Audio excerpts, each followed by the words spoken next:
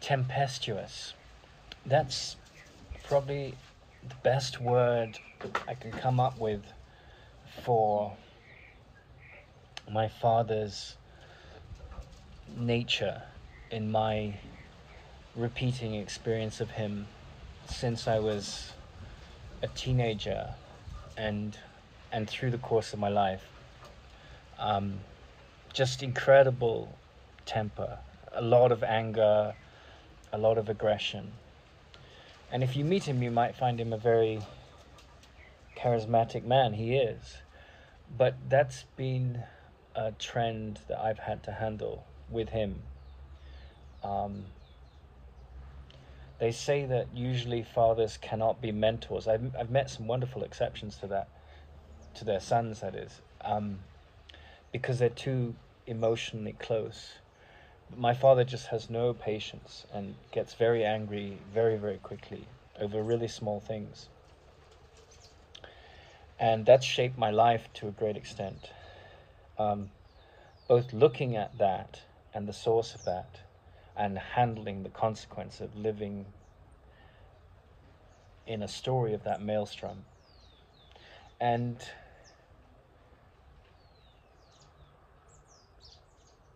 none of that is said to judge my father. It's just a story that I'm telling that maybe others can relate to. And sorry, it's dusk now, and the flies, the little midges come out, and for the last hour or two they've been around, and I'm wearing socks in this heat. So you'll see my hands, I'm making like an air traffic controller. But I was working on Sutra Novum and Bodisutra. I had this nascent idea, and I still feel it's very valuable. I'm still building it, I'm still developing it. I may go to China in a couple of months to teach English, but I don't know. Today I'm dealing with my physical health challenge, which is long COVID, which is basically chronic fatigue syndrome. So this morning I worked from 6 till 12, and then I had lunch, and I had to take a nap, 12:30, 1 o'clock, and I took a nap at 1 o'clock for an hour and 15 minutes, and then my energy was very, very low for the rest of, well, until now, even after a nap. So it's just what it is. And as a friend said the other day, will you just rest? You know, you're being taken care of by the universe. And it's quite extraordinary, because when the hate crime happened to me at the University of Edge Hill, I couldn't go to my father's house because he was too neurotic. And I just don't have a network of connections because I've lived outside of the UK so much. And when someone puts a bowl of uranium in your lap, as I kind of experienced when Sue Price, the academic, projected all these things onto me and supported the insecurities in the group to attack an innocent man, it was an extraordinary experience, because it's like instinct took over, because I had to report the abuse, file a complaint about the abuse, and then the university lied about what it was doing. It protected the academic, it protected the people that had been threatening. I hadn't threatened anyone. And I was led to a monastery, and then I didn't feel safe in Britain. I really didn't. The system had protected people who had abused their authority. I went to Canada. A good friend of mine, a gay black man, an old colleague, he took care of me for 2 weeks, and then gave me an apartment to live in. And then I realized that I had to come somewhere cheap to get consolidation. So a friend bought a flight for me to as a gift, because he knew what difficulty I was facing. A very close friend. And I came to Colombia, and then I took a bus across the country and came to Ecuador, which I'm a bit familiar with. And you know, I literally took another bus to the warmest place I could find that was in the countryside, and it's this beautiful area that I'm talking from, and slept in my bivy bag and my sleeping bag, and woke up to meet a man who let me stay in this house, which is a stunning house. And I came back here once I'd sorted. I had to go back to Europe to sort all the problems out, and I came back here when the COVID hit again. But it was extraordinary because life kind of was a very, very challenging situation. But life, took care of me, and it gave me this place to recuperate, and I'm still recuperating. But there was a moment when I was working on Bodisutra and Sutra Novum a few years ago. I didn't know about Sutra Novum then. I didn't know that there was a name of that. And of course, if we look back on this in 5 years, hopefully Sutra Novum and Bodhisutra will have become something, and it will stand for something. But I went from being in Dorset, taking care of a friend in Paris who was sick, taking care of his second house. I went to my parents' house, and I had to store some stuff in the garage, and my father tried to beat the shit out of me because it wasn't done in the way he wanted. So I just got in my car and drove away, and I just couldn't handle his aggression, and I never been very good at it. My strategy is just to leave, because in my defenselessness my safety lies. So to attack in kind is just very petty. And so I went back to Dorset, and then I ended up traveling to Newcastle to stay with a friend, and I arranged to go back to America because a friend had invited me. It was a very strange time, and that worked for a short time. He was staying with his parents. He was in his 40s, and he had just gone through a difficult divorce, and he invited me out, and I had nowhere to go, and I didn't have a plan other than to try and find momentum with Sutra Novum. So then, after that kind of had its life cycle, I went to stay with a friend that's related to the Course in Miracles. He's dead now, north of Los Angeles in Fraser Park. And that then led me on this adventure. I bought a van, and I started to go and work on farms, because I was just watching a clip about Jeremy Clarkson, and he's doing this wonderful series on farming. And my mentor, Tara Singh, he was close to Alán Chadwick, who I think was one of the greatest farmers of the last few hundred years. He was born to the richest man in Britain, and I think there was a big age difference between this man and his wife, the mother of Alán Chadwick. But they used to fly in Rudolf Steiner, who was this incredible spiritual polymath, that gave so much to the world in terms of his writings on farming, on culture, on creativity, on wisdom. But he was, especially potent in his understanding of soil and how to treat the soil with the utmost respect and reverence. And because I've always had this love of nature, going to work on the farms in California was kind of nice, but it was like leaving behind this very mental focus on design and spirituality. And being in that realm of working, some of the happiest people I've met work in the land, because they're outdoors, they're in nature, they're related to the physical realm. They're not just pencil pushing documents, and they may not have this high level of sophistication of the city dwellers, but they have a connection with the earth. And I remember working on a very inspiring farm called Live Power, which is in the very northern reaches of Northern California, and it was started by one of the most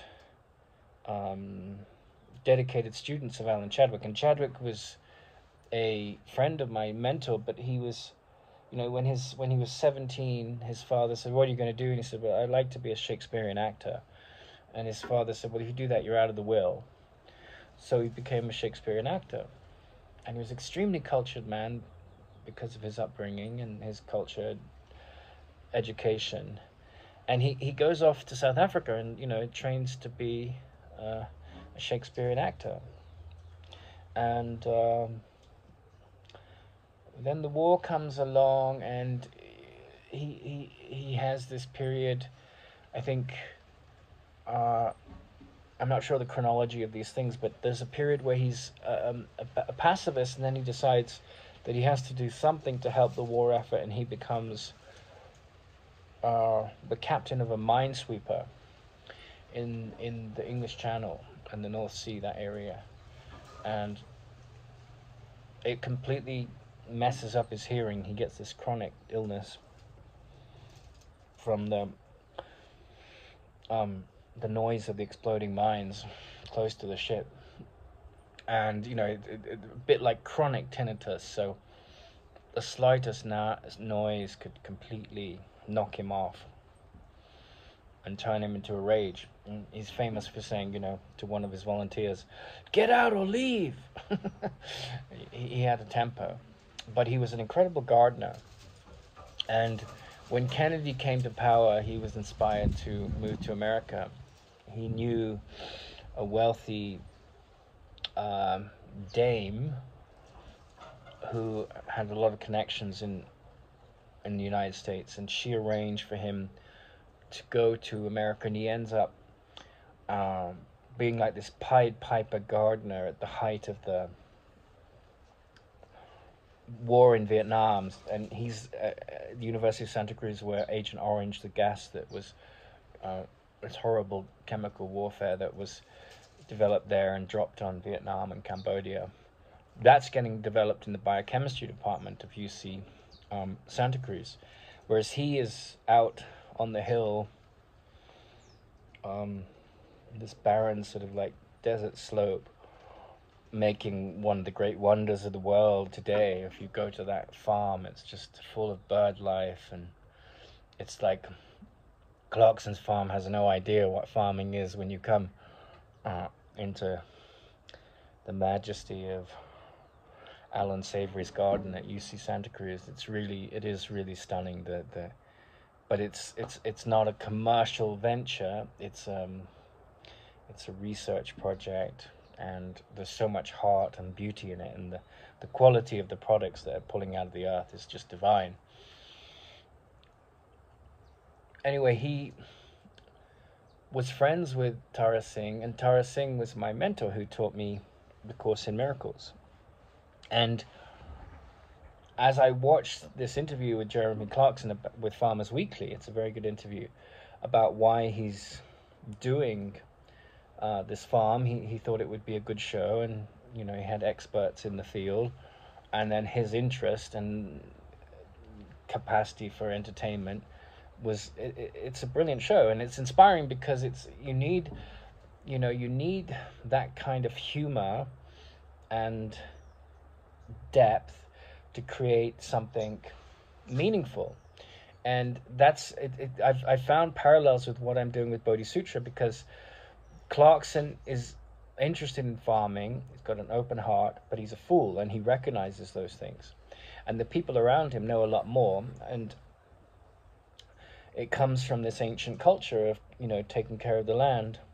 And in the story of Bodisutra, there's these characters who are around an expert, right? And Norman is the expert. He understands the mind. And yet there's this buffoonery which makes it entertaining for those of us that want entertainment but also are interested in learning about what enlightenment is and its significance to the mind. And I use it as a parallel here because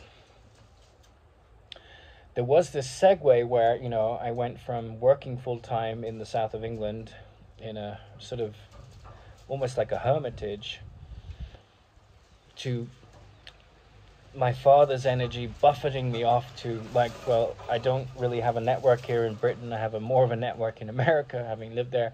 I'll go back to volunteering on farms, to meeting my ex-wife, and traversing that whole journey, which was an extraordinary journey.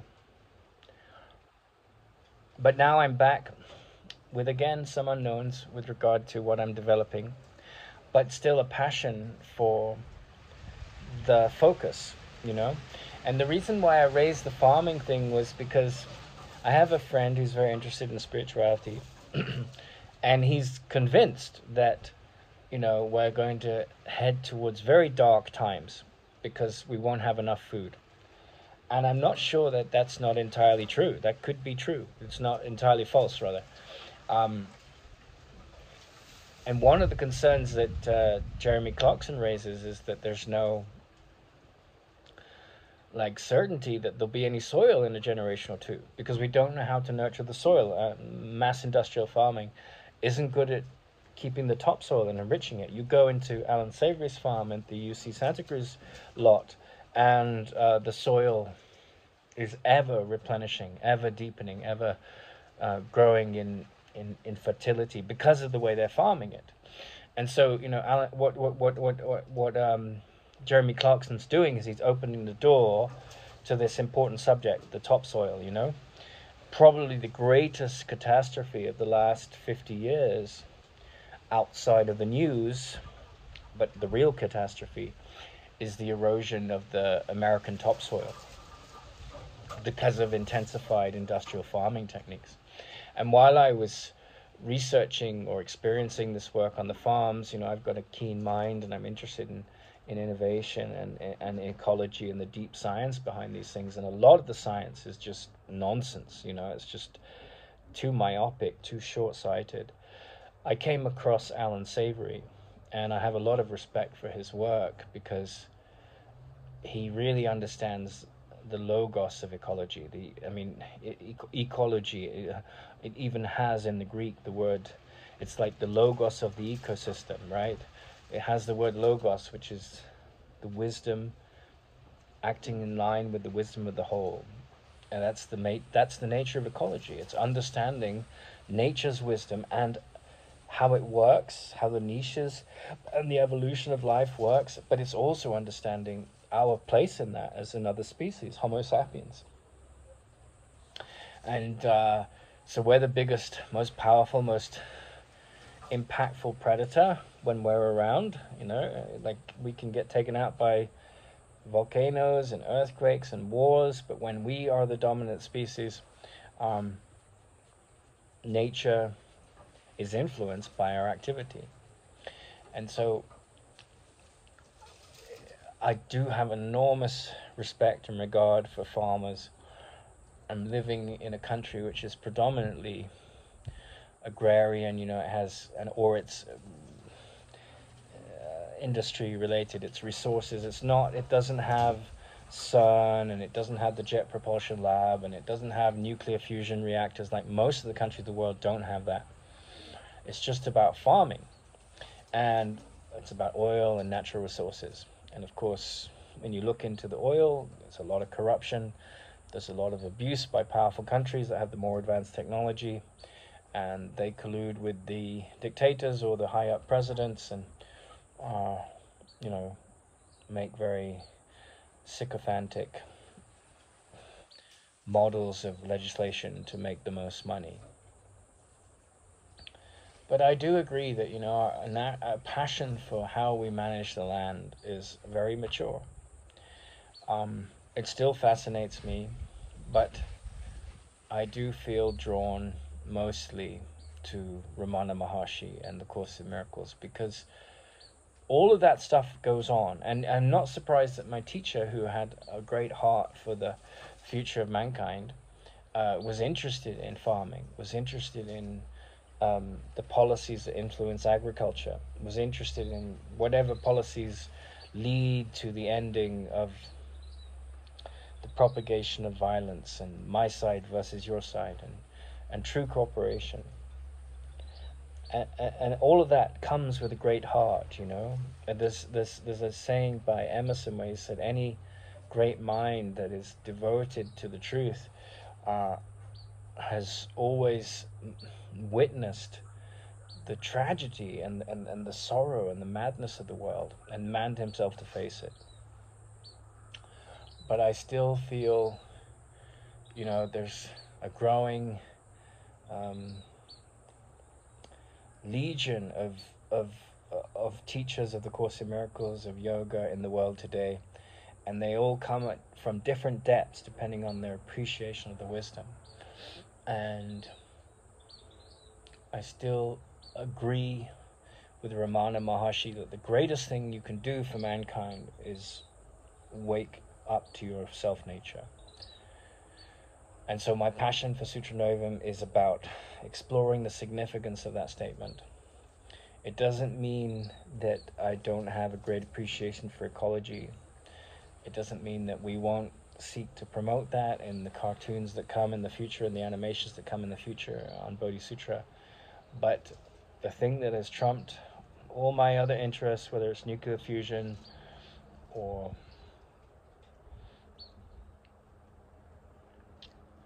renewable, sustainable agriculture, or travel, or yoga, is enlightenment. And so that's the focus of my interest. But it is worth mentioning the background of a journey of a person's life, because I was hearing about how Clarkson came to live on this farm and then he said, well, he spoke to an interesting character, and there's a story here that had worked on the farm for a long time. And I enjoy sort of dipping into clips from that show, because I do have a great deal of admiration for people that work the land, because they provide food for us all, and they definitely deserve our respect and our interest in the work that they do. And I also like the fact that he's taken a very important subject matter and brought comedy to it.